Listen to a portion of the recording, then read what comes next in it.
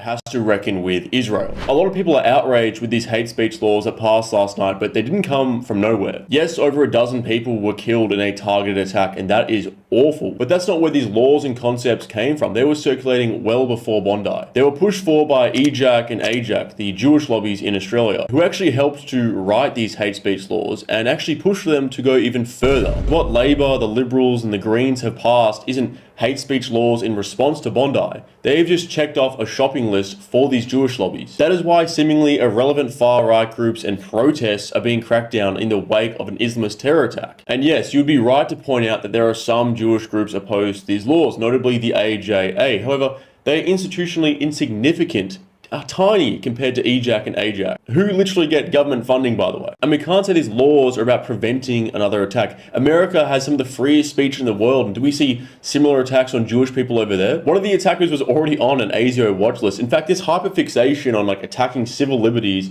instead of looking at the guy in Bonnyrigg with 6 guns whose son's on the ASIO watch list, that's what actually principally led to this. In the lead up to this attack, the Australian Federal Police's National Security Investigations teams were going after guys for social media posts. That was the failure. We were already too focused on speech and people's rights instead of the guy on the ASIO watch list in Western Sydney. Now we're repeating that mistake all over again, expanding state power and going after speech and politics instead of just the obvious, all because of the demands of a foreign lobby that represents 0.4% of the Australian population. And so the right has to reckon with some big questions, like why did the Liberal Party abandon their principles? You go to their website, it says our beliefs, and it starts talking about the inalienable rights and freedom of speech and association, things that these hate speech laws destroy. And fundamentally, why are Australians sacrificing their freedoms to babysit groups imported from overseas? The Australian right has to reckon with Israel.